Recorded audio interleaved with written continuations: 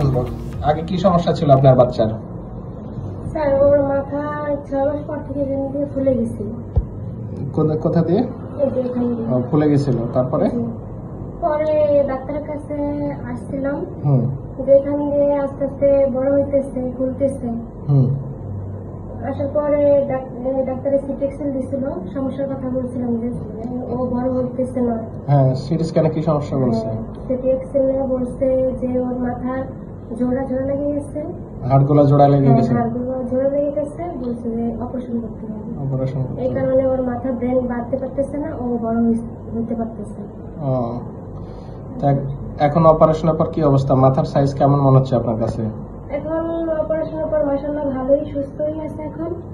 আর মাথার আগে যে সমস্যাগুলো ছিল, যে আকৃতি এলোমেলো ছিল, আকৃতি এখন ঠিক হয়ে গেছে? ঠিক হয়েছে স্যার। এখন তো হাসি খুশি আছে। জি।